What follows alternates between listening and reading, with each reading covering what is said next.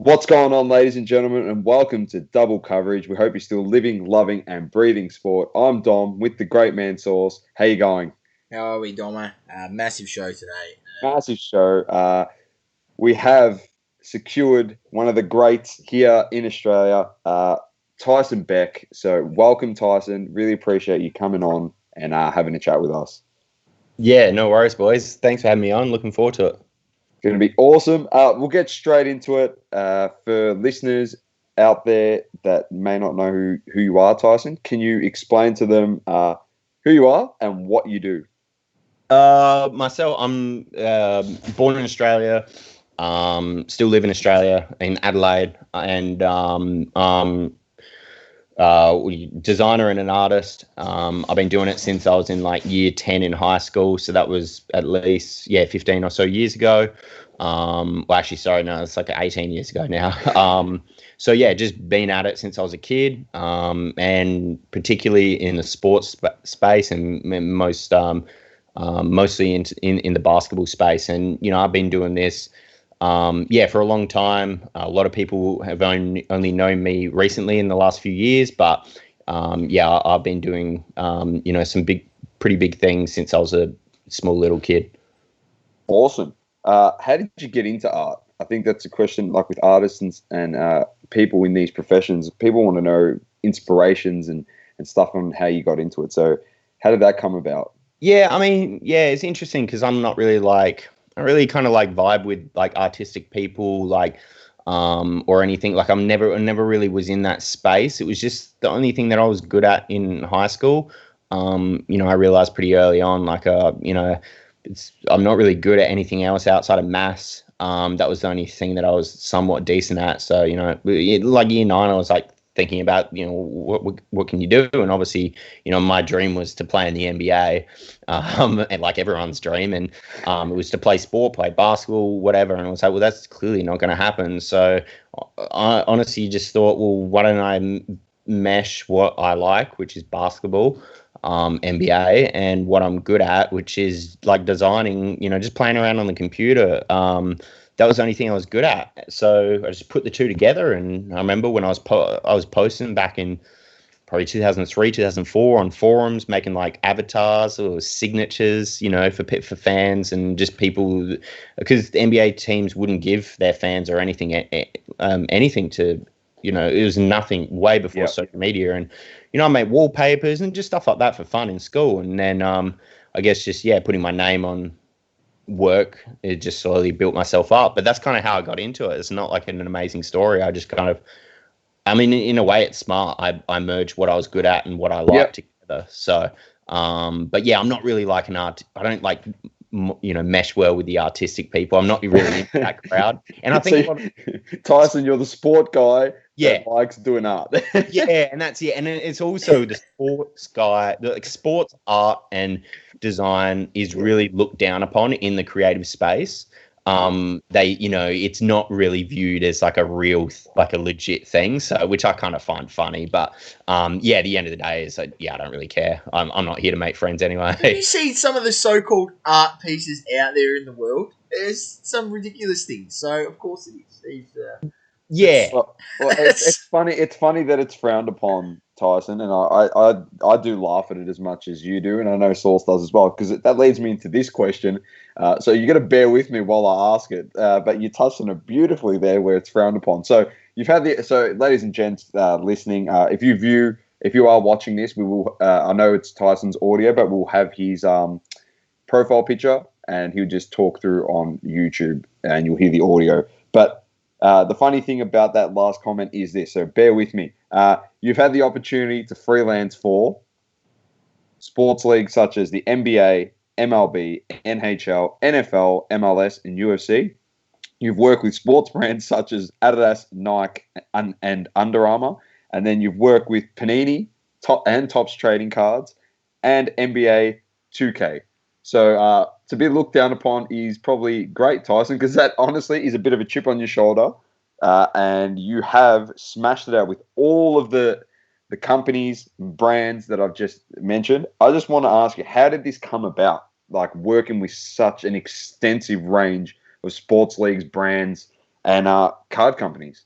Yeah, and not to big note myself, they're only the key ones. Like there's everything else as well from I've even done something with Upper Deck. There's golf there. Like there's every sport, everything. I just kind of try and focus the key ones because you can't put like 100 clients on a portfolio or whatever. It would just look ridiculous. So, but how it came about, honestly, was I think just being like, you can't. Yeah, it's kind of like it's not like sport where you can compare like who's better, like between this player and this player. I don't view myself as the most talented person. I don't view myself as like, a great artist or designer.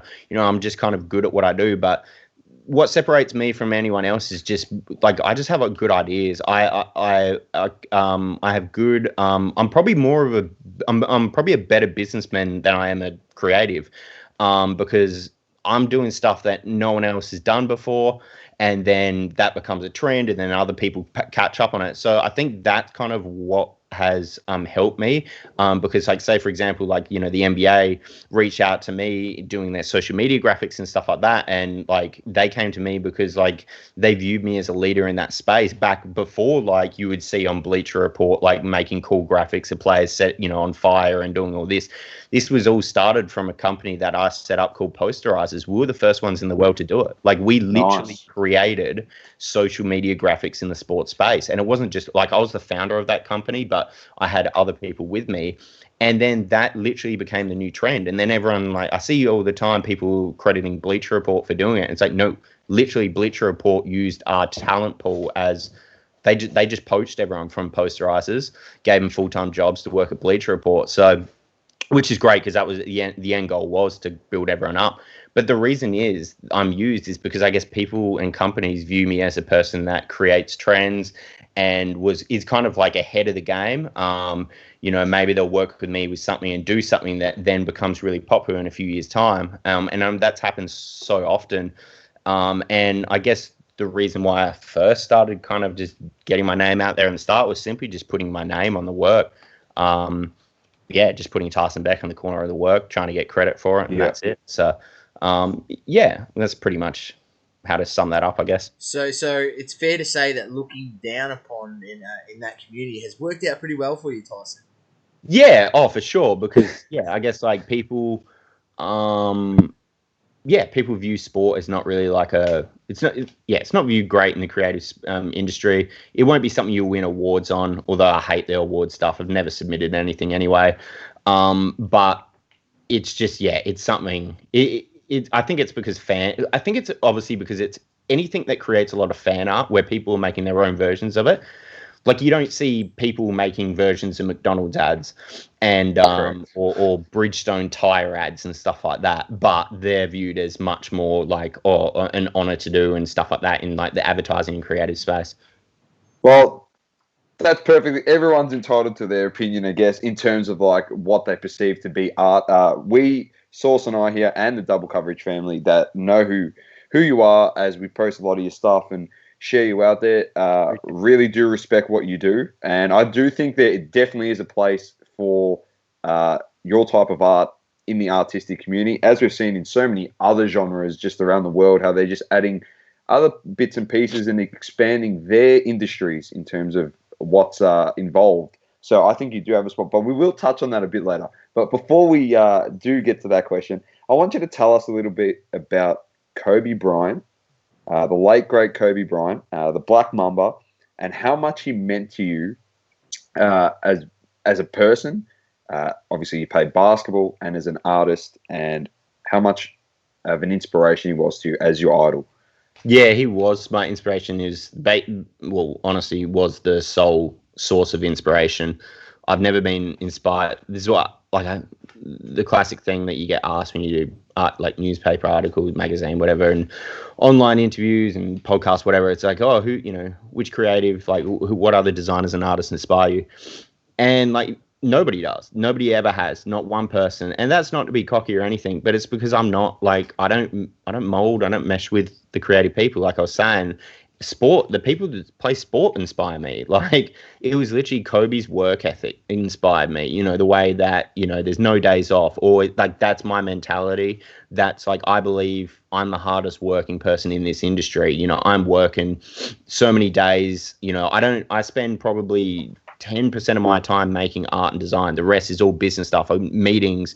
You know, I'm investing in companies.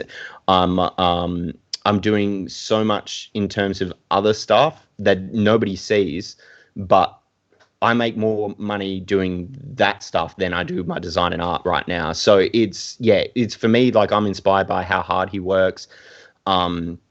And just that mental, you know, Mamba mentality, whatever the name is now, that's just what it is, and that's what's inspired me. And you know, it wasn't just from his passing. You know, I was, you know, a massive fan. He was my favorite player growing up, and that's just how it is. I owe everything to him, because I definitely wouldn't be doing what I'd be doing right. Sorry, I wouldn't be doing what I'm doing right now if it wasn't for him. That's awesome. Did you ever get a chance to meet him and have a chat with him? Yeah, met him in 2009. Because at the time I was doing stuff for his website. I was even like a moderator on his forum, which is, he had his own website, kb24.com, his own community. Kind of like a OnlyFans account, honestly. That's what it was like. But it was obviously much more tame than general OnlyFans account. But yeah, that was basically what it was, and had a community of fans, and it was really cool.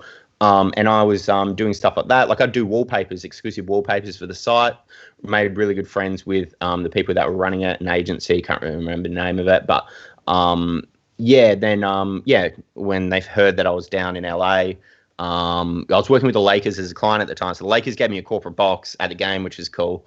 And then Kobe's people found out I was at the game, so they were like, "Oh, come down after the game. You meet Kobe out the locker room." And yeah, so he came over. I brought my mum and my brother with me, and we all spoke to Kobe, which was really cool.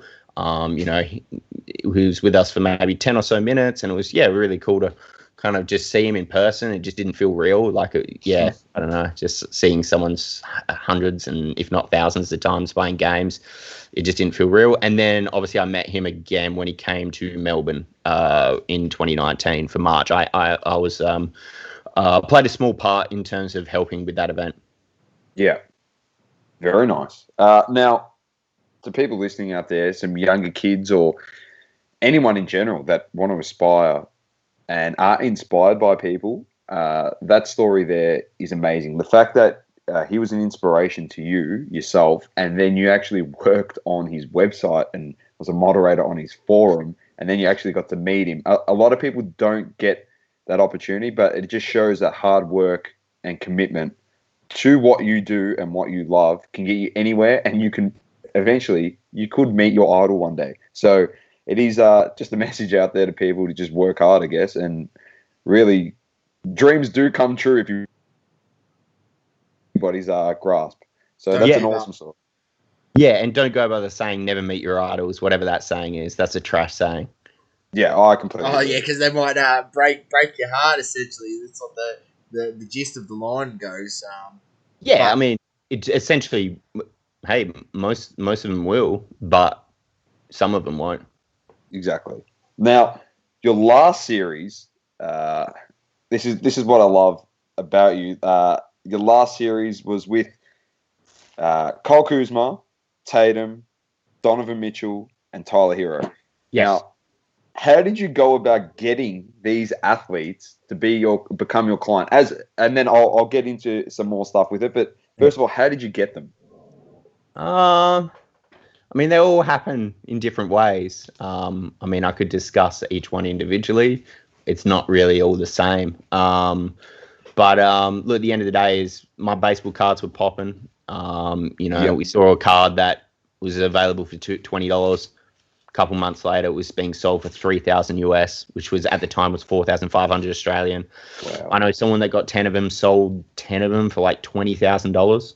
Like, he spent $200 turning into $20,000. Like, it's ridiculous. Yes, those cards ended up collapsing. Now I think they're about $450 to $500 each American. But at the end of the day, that's still a pretty good investment. That was one of the lower print ones at the start when people weren't onto them.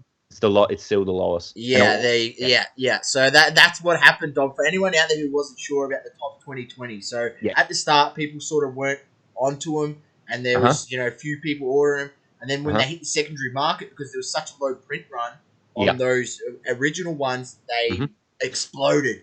And then after that, everyone started ordering so many that one of the print runs is like over 100,000, and that card's worth like nothing. But the lower print ones have kept some value, which is really good to see. Yeah, for sure. Yeah, it is. It is good to see. And I mean, look, at the end of the day, there's been a lot of negativity towards the artists, but hey, we don't control the print runs, and it was actually the flippers. That's it was the sneaker boys got in. Exactly. Sneaker boys got in and ruined it for everyone. Everyone had. They should have put a cap on, like, say, only 10 per customer was like a maximum amount you could purchase. I don't know. I mean, yeah, at the end of the day, they got in, and then they spent thousands on a card that was then worth $2 or $3, the one touches were probably the most valuable thing out of that card, the Shaw Griffey card or whatever it's called. But I mean, yeah, one touches are pretty hard to get. So don't worry, Tyson. I've seen a few of the posts you had to send out on Facebook looking for one touches. I need to buy 2,000 a month for my own cards. It's been impossible. It's surely you can get onto a supplier that whips them up for you. Surely there's a plastic company that you can find in Melbourne or in Australia. Send them a few one-touch samples and say, I need order and work it out, mate. Like that's got to be the next thing. Yeah, no, I can. I've had companies reach out. They can get my logo and stuff on it, but and I respect that collectible people in the collectible space, they care about consistency and things like that. So once I release my Tatum card, the Bots card, Kuzma card, whatever it is, with Ultra Pro one touches, they want Ultra Pro one touches. Yeah, that's true. I can't just bring in another one touch in possibly a different size or weight or dimension. Yeah, like some of them have been 55 points, some have been 35 point. Like I've been just getting what I can get. I have found pretty much a supplier that, like, I've ordered ones in July from some Australian companies, and they're like, "Oh, we still don't have them yet." 2020 July, and I've been buying them from Americans, and I'm still checking in with the Australians. They're like, "Oh, it hasn't come yet," and I was like, "Yeah, but I bought 6,000 in the meantime from an American. Like, surely you can get them." Like, it's been nearly 7 or 8 months. But anyway, interesting. Yeah, I've found some pretty good people. Met someone from eBay that's just like been giving me thousands a month. So that's good.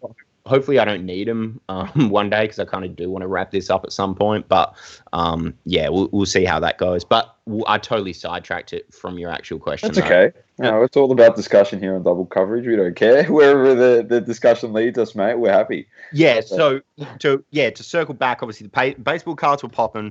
But my audience, my social followers, they're not baseball fans, they're basketball fans. I heard a lot of people being like, "Oh yeah, like I'm buying your baseball cards because I want to collect your art. I want to collect your work. $20 for a trading card's not too bad. But do some basketball cards and like I'll buy them. Like I don't really like baseball, but I'm just supporting you." And I was like, okay. Consistency got that. I was like, man, I need to do some basketball cards.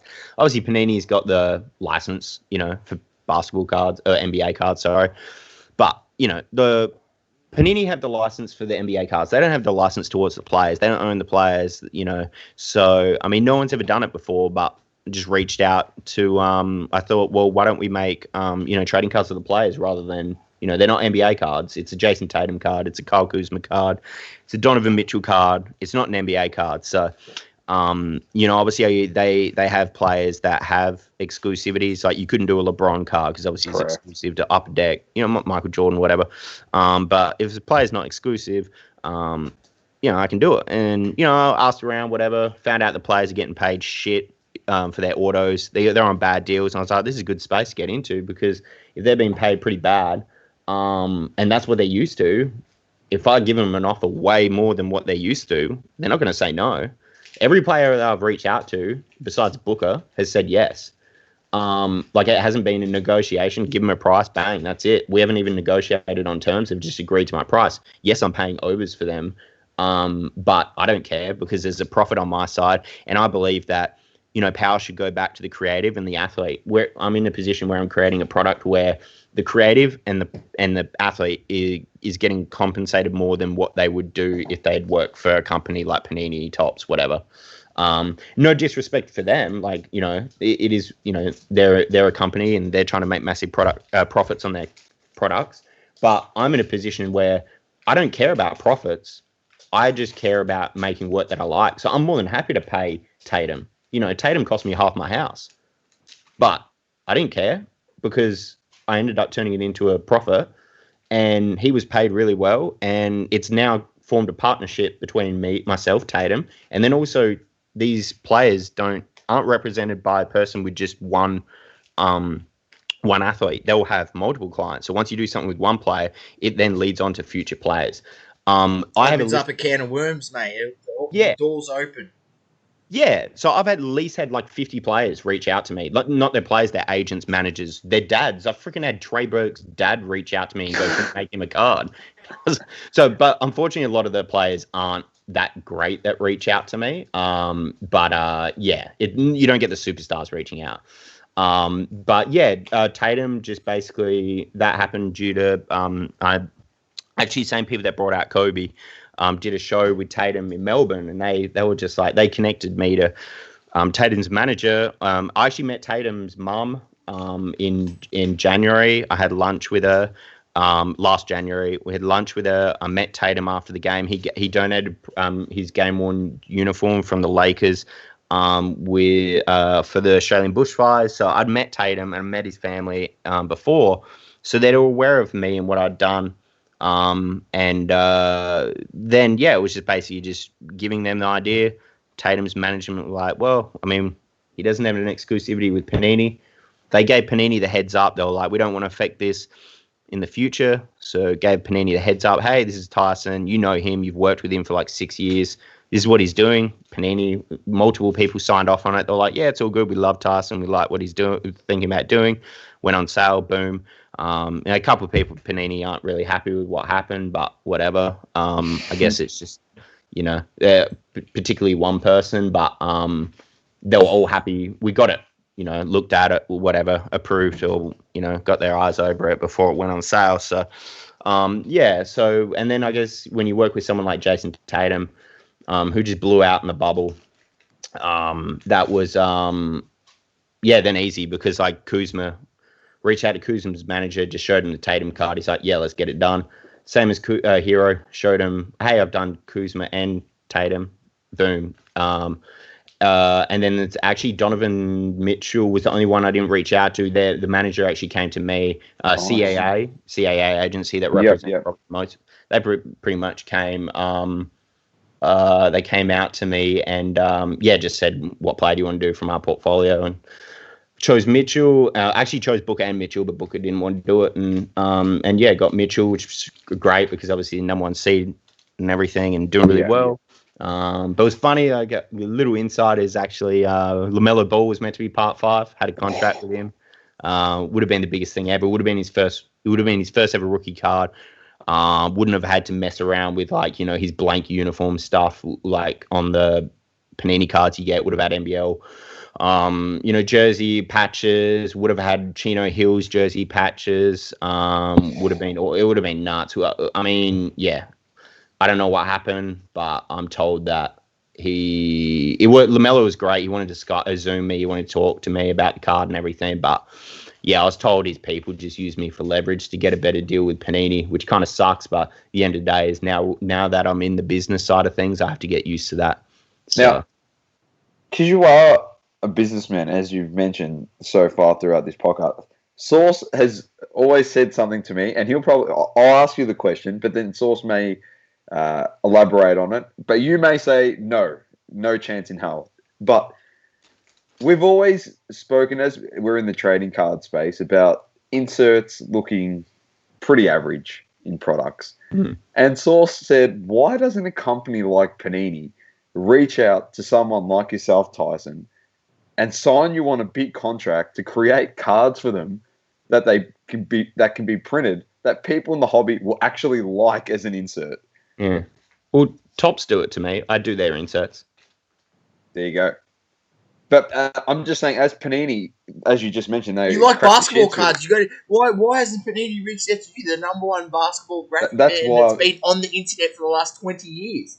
I don't know. And then it's like, yeah, I mean, friggin', sold 2,000 with autos and parallel. It was sold 2,000 Tatum cards in under an hour. I think 1,000 of them sold in the first 2 minutes. I'll tell you what. What? Yeah. I mean, if I had Panini, I have only got a database of say 10,000 people who have signed up to my email subscription list, and that's it. And then I got some social media followers. I'd be able to do 10 times, 20 times the amount I'm selling if I partnered up with someone like Panini. But I don't know. I can't really speak on them. I'm the type of person I'll never reach out to someone. I'll never reach out to Panini and go, hey, do you want to make a product with me? Do you want to collab?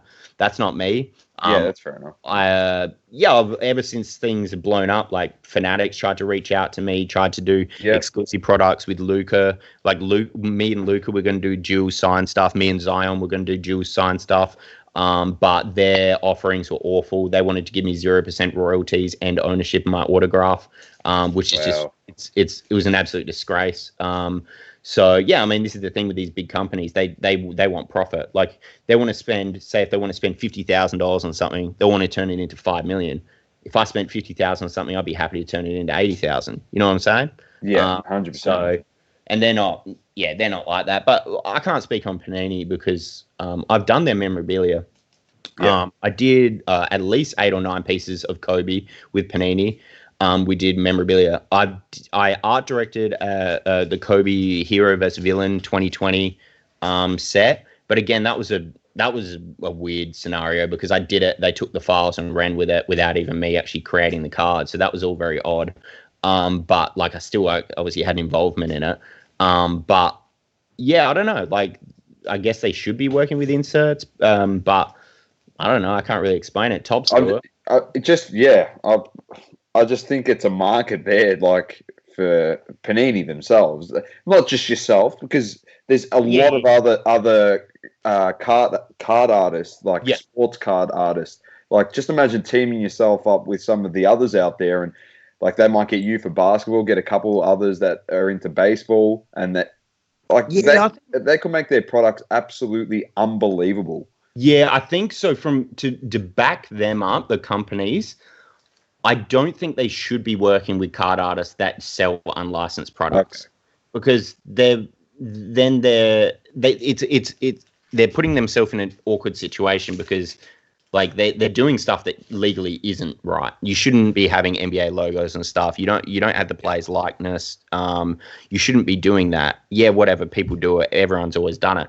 But once you get those people and start, then say for example, you got a card artist that's doing, all these LeBron cards, whatever, you start promoting that stuff and then you're putting new products in your, naturally what happens is people start collecting that card artist insert set and then you want to go back on their previous stuff. Yeah. So then Panini are kind of unfortunately without promoting directly, then their previous work that's unlicensed, illegal to sell. So I think that they need to be working. I don't think they should look at card artists that are doing the wrong thing. If they're doing the right thing, good, go for them. I actually think they should be looking at people that aren't in the card space even and just creating cool stuff online, social media, not selling it. Or card artists that aren't selling their stuff. I just don't think you should reward people that are doing the wrong things. Yeah, that's fair enough. That's a fair point. Definitely. Fair point. Because a lot of people make them. I guess a lot of people make them just for fun, and that's fine. That they should be able to do that. But I just know that, like, obviously the Topps Project 2020 stuff that went on, everyone became a card artist. And I tell you what, Topps sent a lot of cease and desists out, a lot. Wow. Okay. That's actually the next question. For you to just go through Topps Project 2020 and then give us a little bit of an insight into Topps 70, which is obviously this year's product. So yeah, if you could give us a bit of an insight into both of those. Topps Project 2020 was cool because I guess it was just like, it was a little bit of a change in terms of like bringing art into the trading card market, recreating iconic baseball cards, which was a cool idea. You get different artists' take on it. And the fact that they worked with 20, it was a good amount. People would hopefully have liked at least one or two of the artist cards. You weren't forced into purchasing, if it was only like one artist doing it, it would have been pretty poor. But yeah, the fact that they had 20, there was people from different backgrounds doing different, different kind of looks and styles. So it was hopefully something for everyone. Obviously, they blew up print runs and everything. And, unfortunately, I only got one Sandy Koufax card in that bubble. Funny thing is, like, when my Ken Griffey Jr. card came out, it was way, way early. It broke the record. It was like 3,700 print run. Topps emailing me. We were excited. We're like, oh my God, this is amazing. Like, I don't know. It was crazy to think, like, if that was in the bubble, how much that would have sold. Because we get royalties. We got 10% of each sale. So wow, I didn't make that much because I didn't get it in the bubble. I didn't get in the craziness. So, I still did good. But, like, yeah, it would have been great to get 99,000 print run and get that time right. But I just sit on my 3,000 print run. And then I also had the lowest print run out of everything. But I think that's cool. That's actually a cool thing. Definitely. You're the artist that has this lowest print run. But I think, with Topps Pro, so that was cool. And I guess, I've formed a lot of friendships, and like there's a lot of good people in the hobby. And I've been making cards since 2014 with Topps. I've probably made over 10,000 different cards at least.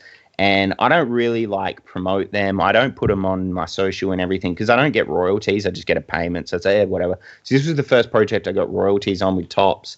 And so they was like, I actually feel like I should be promoting it because it's not a set fee. Like, if I sell no cards, I get $0. So it's like, well, I got to promote this stuff so I can get some money. So 100%. That's why I'm posting and promoting it more than. And then a lot of people are like, oh, what? You've done Topps cards since 2014? What the hell? I was like, yeah, but I just don't post much about it. But that's cool. Like Topps is honestly that I've said on previous podcasts and interviews and stuff, even like years ago, like Topps are the best client of mine because they chose to put my autograph on products. They chose to put my logos on products. That wasn't me asking. They were like, no, we want your logo. We want your name on it. We want your autograph on it. And usually like other companies, like, geez, God forbid, like imagine if like the Kobe pieces I did with Panini, if it had my name and like if it was a collaboration between me and Panini, like those pieces would be worth more now just because people are collecting my work. And then obviously, the situation with Kobe and everything, it's unfortunate, but like it boosts now. I think these companies are realizing if you work with a creative that has a following, like it actually helps boost the product. Like you shouldn't shy away from actually saying who did the artwork. So that brings it back to our original point, Tyson, of why we think, it could be a mold of two areas that, enhances what's inside the box. And also potential to create a product that no one likes getting products that are just full of redemptions and full of things like that. And if they could create a product that was worked with an artist, then it would have that double aspect of also having that artist's name on the product, and they wouldn't have to even put any autos in it. It would just be like a cool inserts, numbered inserts, and all those sorts of things. And the product could come out as it should be with no redemptions, nothing. That's it, and they could release a product and have a product there that is one less product with redemptions, which is just a thing that's faced in the hobby. I know people were waiting on redemptions of autos for 3 years. They still haven't got it back. Hey, I know people that are waiting on redemptions for 2-3 years from Jason Tatum's rookie season. Wow. Jason Tatum signed the cards I gave him in under 24 hours. There you go. It's unbelievable. No stick autos, no redemptions. Let's pay him properly. Let's get it done. Like he signed them. He loved it. And that's the difference though. These cards that I'm doing, they're unique. It's not. I've always viewed trading cards, and so because I'm from the creative space, I backed out of collecting a long time ago. Once I started making my own stuff because I didn't like the look of them. The end of the day is like I always think like it's not, say for example, it's not a Jason Tatum trading card. It's whatever it is. Let's say it's a Prism. It's a Prism 2017 featuring Jason Tatum because like every single card is the same.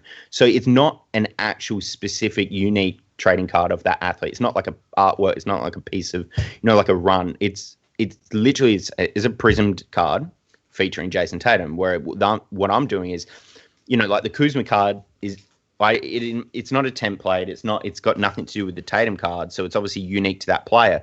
We're able to put the Kobe tribute on the Tatum card. We're able to put his son's name on there. 2 things that he really likes.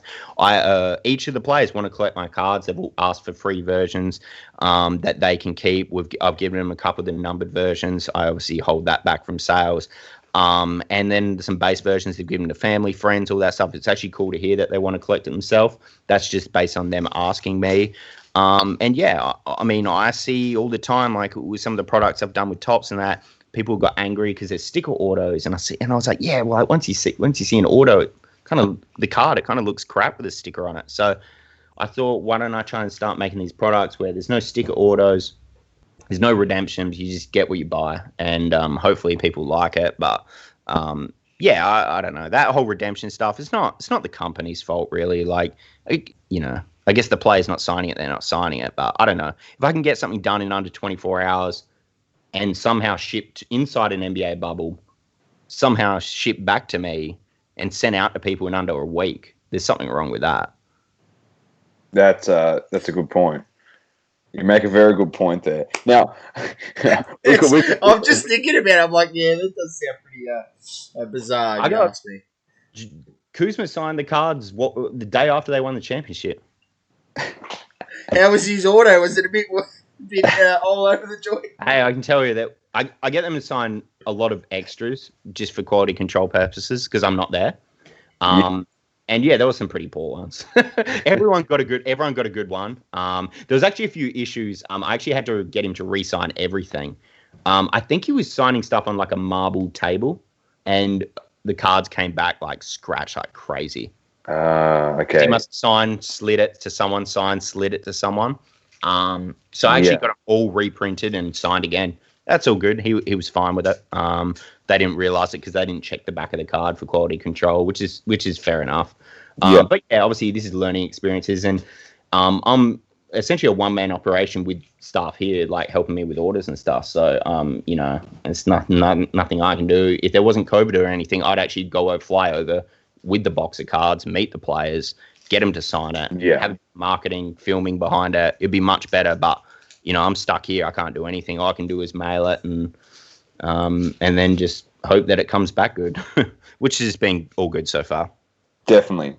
We've got a few more questions before we do finish up, but we just want to, I think Sauce and I, our brains are running a million miles an hour with a few things we really want to get into here. So you did mention it a bit earlier, but what is your stance on the art in the trading card hobby? And I just want to point out to listeners and viewers that Gary Vee has, in the past, said that trading cards could become today's modern art. And John and I are both of the opinion that cards, to an extent, yes, low print ones, but we've always said cards could become the modern day art when they're done by artists like yourself on a low print run and exclusive type stuff. So just want to get your ideas into that before we do take a bit of a detour down a different track in regards to exclusive cards. Yeah, with the Gary Vee thing, like, I reckon if you asked him that same question, he'd actually say today NFTs are going to be the modern day art.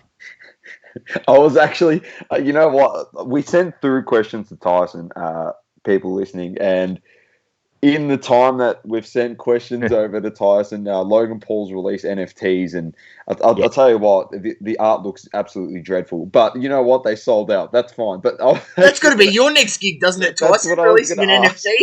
Hey, I don't want to do it, but yeah, I'm trying to do something.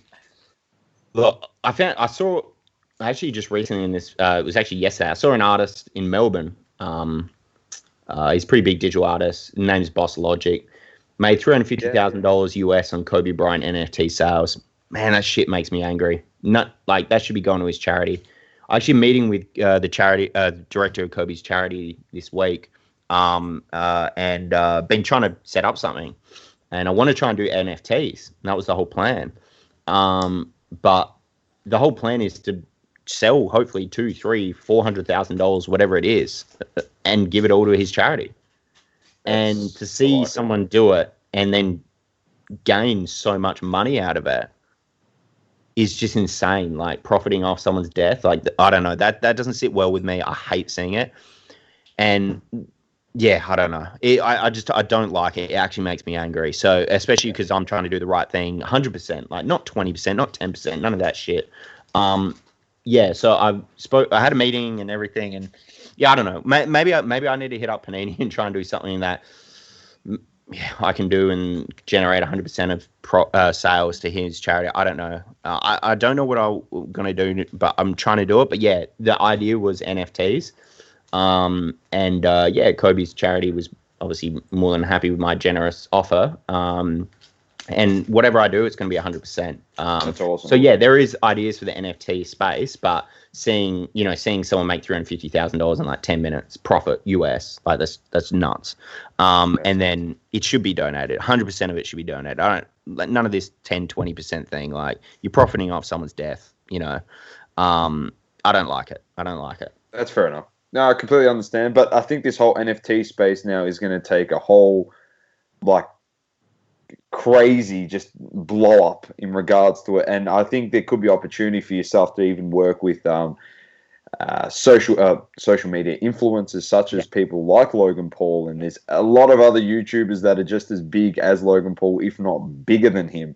And John and I have always said that YouTubers have a cult following, unlike any other in the world. So I think it's a great opportunity for you. But there was one thing that, in regards to art in the trading card space, and I don't know if you heard us say it, but or listen to the podcast, but we did bring this up with Buster Scher in the podcast we had with him, and he was kind of quite surprised when we threw the question out to him. And the whole thing is hip hop artists, and they have just massive status within society. And we were talking about hip hop cards, and there's nothing out there, and there's no opportunity. And then John pretty much dropped to Buster, what happens if we get a card artist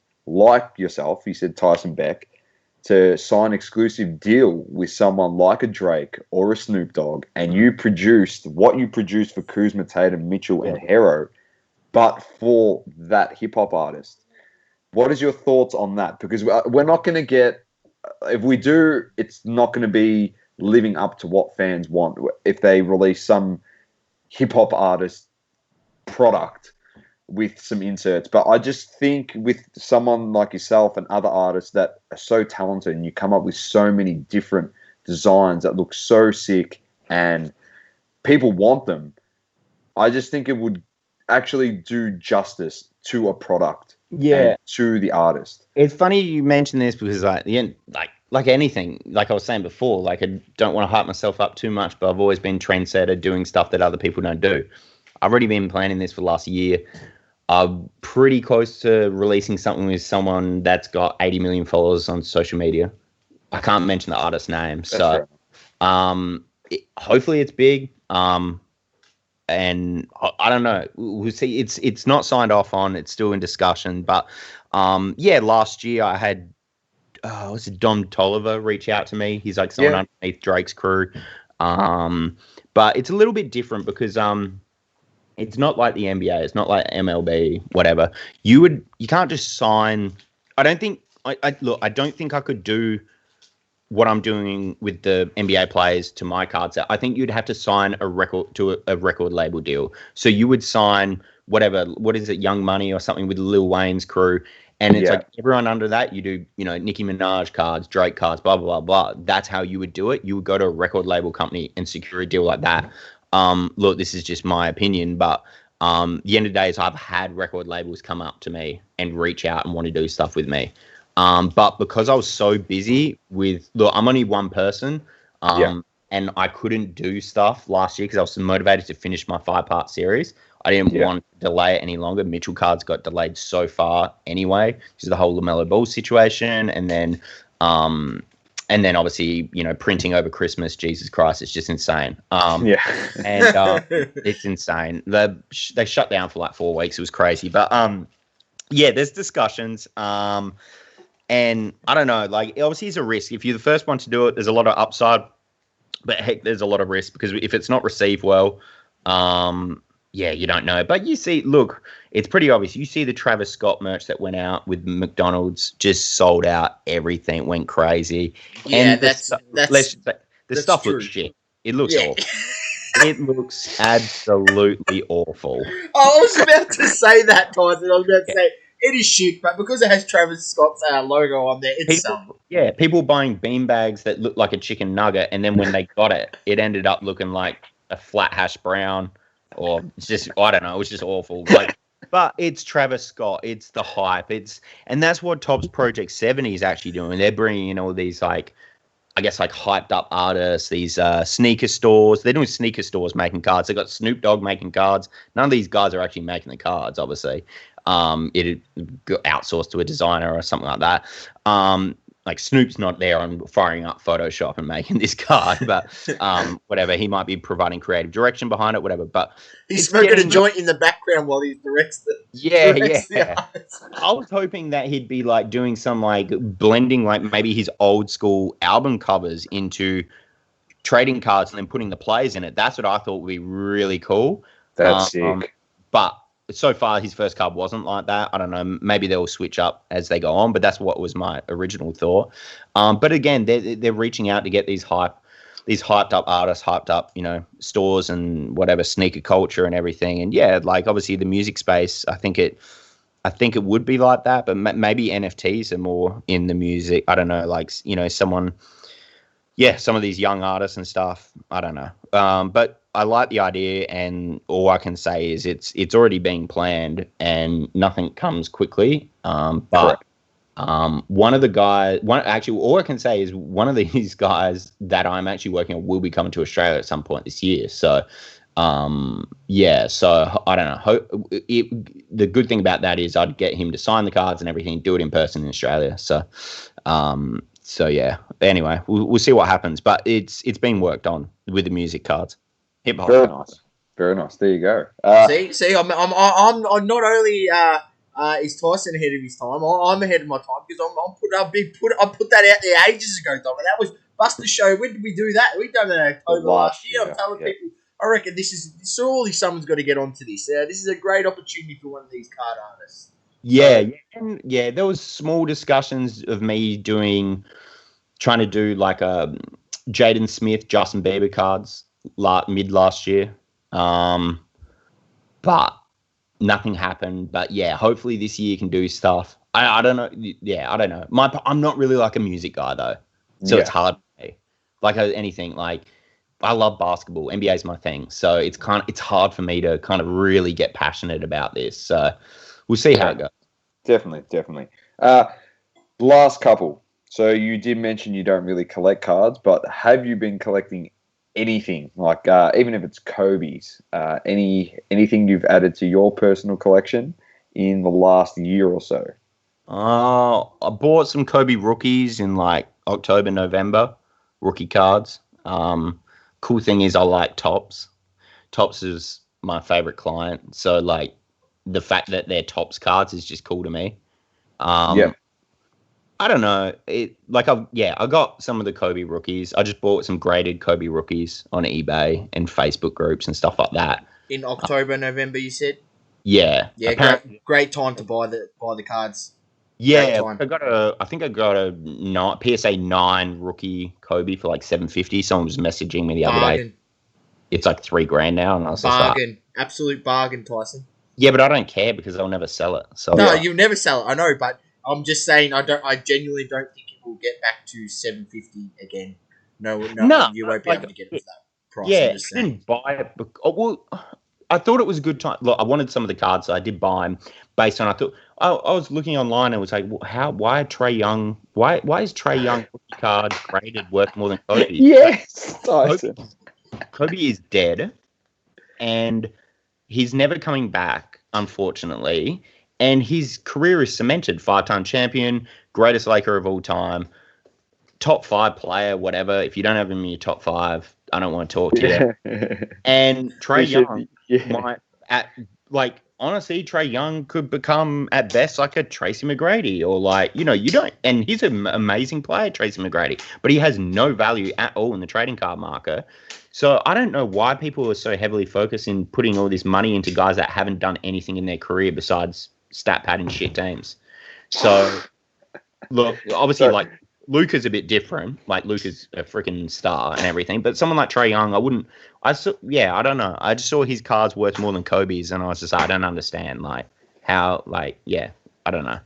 It was odd to me, but I heard that it's dropped, hasn't it? The Trae Young, the Zion cards. Yeah, I got a Zion. I pulled a Zion National Treasure of 10 auto in a break that I put like $100 in, and someone was telling me at the time, it's worth 20 grand and all this stuff. Apparently, it's only worth like $2,000 now. I don't know what to do with it, but I've got pretty good. What card is it? National Treasures. Saucy is going to help you out here, Tyson. Live on the pod, because he's going to tell you that the bloke that sent it to you, he's about to tell you has no idea. That's what Saucy... Sorry. National Treasures, I think it's Apprentice Inc. or something, and it's of 10. I think I've got 8 or 9, can't remember. Auto. And, I don't know. Apparently it's a big card. But Zion sold... Zion autographed over 15,000 rookie cards. You know that? Yeah. Now we've had discussion, and like even to maybe we'd be able to help you out here as well, understand that whole Trae Young, Kobe Bryant thing as well. Like we've had discussion with other people on the pod, and we are extremely frustrated with that, obviously, because we love guys like Kobe and Jordan, LeBron and Shaq and these guys, and we just couldn't understand how modern day guys. But it's more for the here and now. It's more the mentality of they can actually buy and sell cards and raise and decrease values of the cards based on what they're seeing in front of them.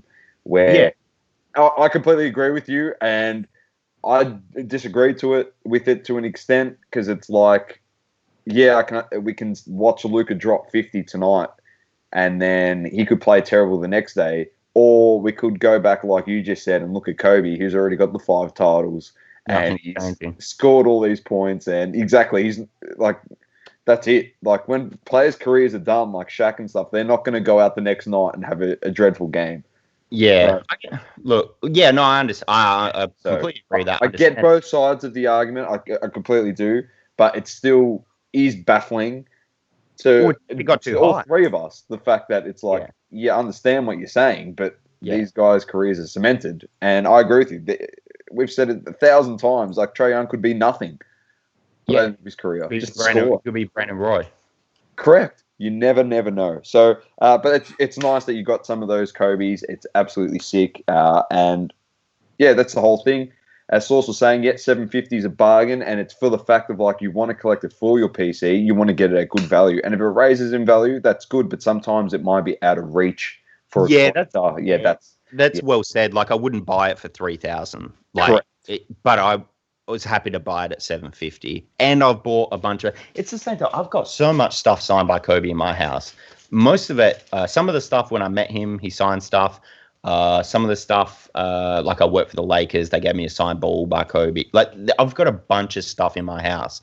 None of it is actually authenticated because these have been gifts to me.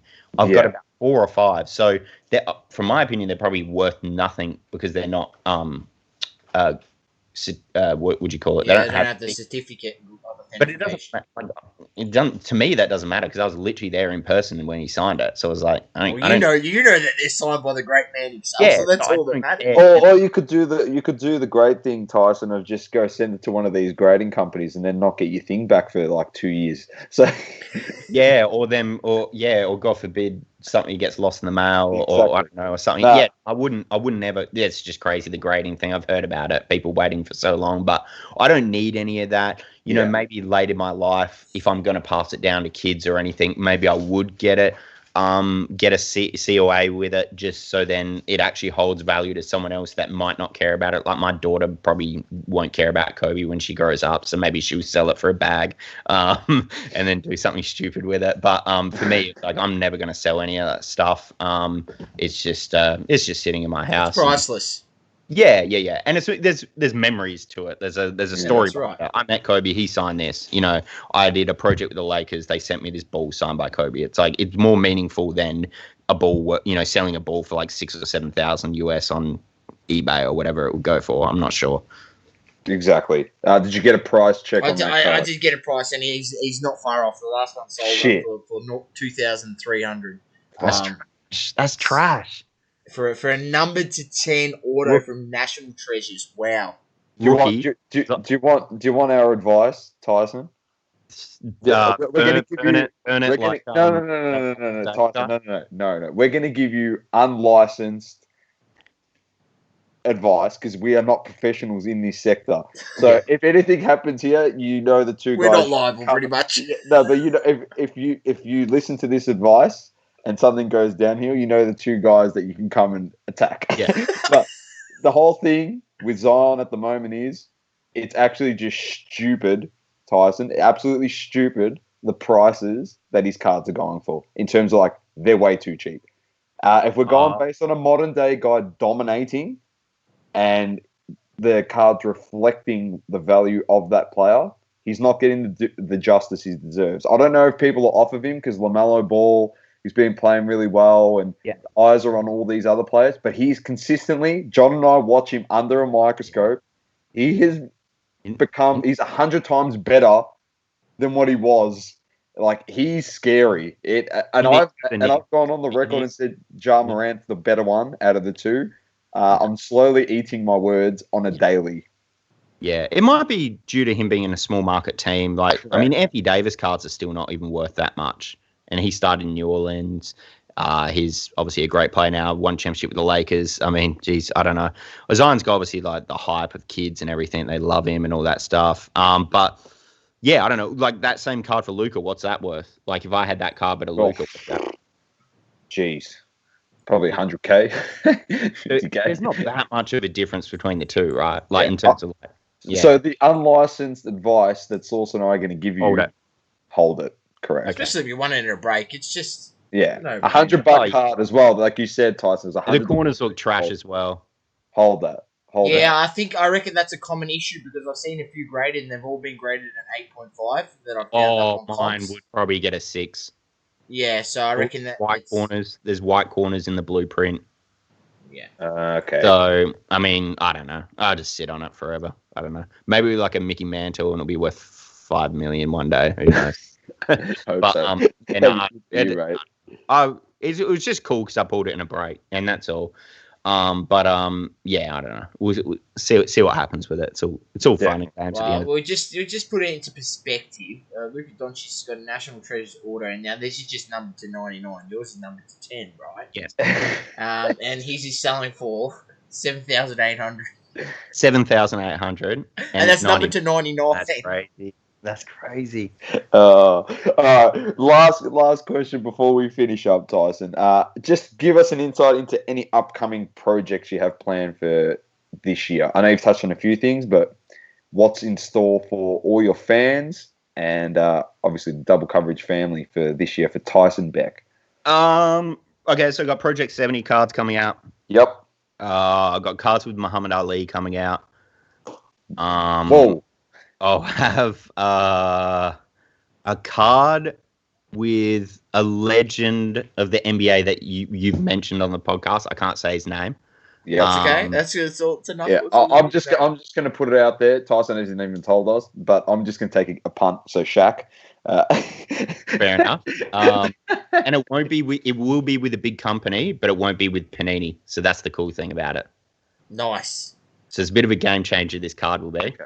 Panini don't know. Leading in the space pioneer. Heard it here first on the Double Coverage podcast. I didn't say what player it was. No, you didn't say what player it was. I didn't say what company. I said that. Yeah. Dom said that, not Tyson. So anyone out there listening, Tyson did not say the name. I said the name. So, all right. And what else I got? Obviously I like to announce things when they happen. So it kind of I've signed up about 6 or 7 NBA players this season already. And like I was saying, I mentioned a few times, I'm turning into a bit of a business person. So it's some of the guys I took a punt on, and you hope that they're playing really well. Some injuries and stuff have happened, and some of the guys I've signed aren't performing that well. So it's kind of a bit disappointing. But last year I kind of just signed up guys like Hero, who's freaking blew up. So I was bang, just get on the phone, let's get this sorted. But tried to do a different thing, get these guys in advance. I've signed up 2 rookies in the NBA this season, and obviously one isn't. It's not LaMelo Ball. I'm trying to do some stuff with Aussie players this year because, like, the card market, I want to give back to Australians because, like, so I've signed 2 Australians to a trading card deal. So whatever, you guys can have a guess who they are. 2 NBA players. Yeah. Playing in the NBA. Do you actually want me to guess? Can I have a guess, or you can have a guess? But yeah, we'll see if this all transpires or what. But I'm just going to say Ben Simmons and I reckon Jingling Joe, because he's got a bit of a cult following down here. Either him or Patty Mills, but I'm going to say Ben Simmons is one of them. Well, Ben Simmons has got exclusivity with Upper Deck, so I couldn't do that. So it's not Ben Simmons. So Patty Mills and Joe Ingles then. Unless you got one of the couple of Aussie rookies. You got Green. You know who? Sauce, no, you know who? Oh boy, Aussie Matisse. Why did we not think of him? I should have done him. He's got there's quite a few collectors of Matisse down here. Yeah, I know. I should have. Another one I was kicking me on. I could have done Sexton, and then he blew up.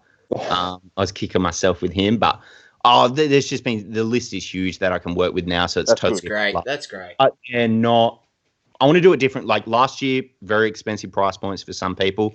So this year, I've tried to focus. So the players that I'm working on this year, and I do expect to get a bit of backlash because a lot of people want me to do a LeBron card, Michael Jordan, freaking Luka Doncic. Like I was close to getting Luka cards, but didn't end up getting that done. Got through to his mum actually, which is an interesting story.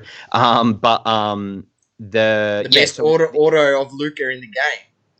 Yeah, I don't know about all that. I don't really understand, but the cards that this year I'll be working with are more better price point for people because they're not like Jason Tatum level, Donovan Mitchell level. So I want to work with more, some up and coming players that I'll be able to put out at a cheaper price point. So then hopefully I can get more card collectors that's the plan, to get more card collectors into buying my set. And then at a cheaper price point that everyone will be able to afford. So I'm working with obviously like more mid-tier players, some rookies, and then also then what have I got else? The next card that I'll launch is actually, I've signed up a rookie in the NFL. So he'll be drafted soon. I wanted to dip my toes in that area.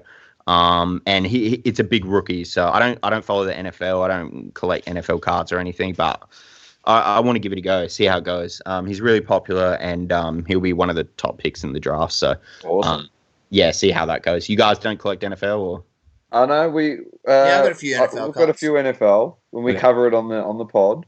Yeah, it's a rookie card though, so it should be worth something. Trying to secure some either like game worn uniforms, game worn shoes, cut them up, some patch cards from his season in college. So, but that should be announced soon. That card is going to launch very soon. So, it'll be on social soon. But there'll be 6 or 7 NBA players, an NFL player, a rookie, Muhammad Ali cards, and then one of those legends you spoke about that hasn't been named yet. Awesome. Nice. Fantastic stuff. That is awesome. Now, if you are an Australian card artist or you're into your trading cards, make sure you get over and follow Tyson. We'll put all his details in the description of this podcast and in our socials. But go there, and hopefully, if you are a card artist, you can look up to Tyson, as Tyson used Kobe as his idol, and hopefully get inspired, and you can create some art and get some tips from the great man himself. So definitely check him out. We are so happy, as we said, to have got you on this podcast. We really do respect what you do, Tyson, and we really appreciate your time coming on the podcast. No, thanks for having me on, and really appreciate the questions, and and chatting to you guys about the hobby and just creative stuff and everything. It's been, I've really enjoyed it. Thank you.